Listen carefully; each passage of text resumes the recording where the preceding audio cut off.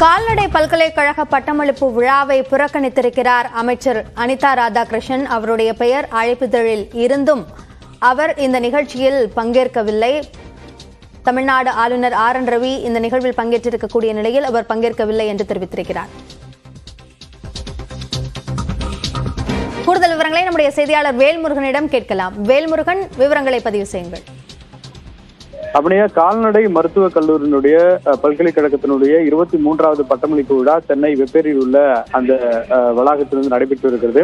குறிப்பாக பல்கலைக்கழகத்தினுடைய வேந்தரும் தமிழ்நாடு ஆளுநருமான ஆர்.என். ரவி மாணவர்களுக்கு பட்டமளிப்பு விழாவில் பங்கேற்று உரையாற்ற இருக்கிறார். இந்த நிலையில கால்நடை பராமரிப்புத்துறை அமைச்சராக இருக்கக்கூடிய அதே போல பல்கலைக்கழகத்தினுடைய இணை வேந்தருமான அனிதா ராதாகிருஷ்ணன் அவருடைய பெயர் அழைப்பில் இருந்தாலும் கூட அவர் இந்த நிகழ்ச்சியில பங்கேற்காமல் புறக்கணித்திருப்பதாக தகவல்கள் தெரிவிக்கப்பட்டிருக்கிறது. இந்த நிகழ்ச்சியில் தற்போது வரை அனிதா ராதாகிருஷ்ணன் அவர் பங்கேற்கவில்லை.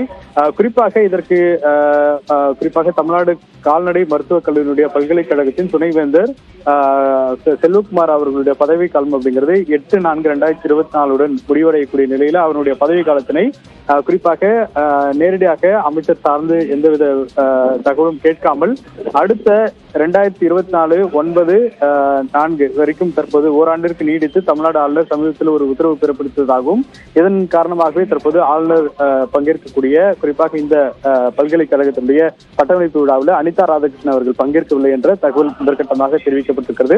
இது தொடர்பாக அவரிடம் தொடர்பு கொண்டு கேட்க முயற்சி செய்தபோது அவர் தொலைபேசி வாயிலாக பேசவில்லை. அபிநயா, விரிவான விவரங்களுக்கு நன்றி வேல்முருகன்.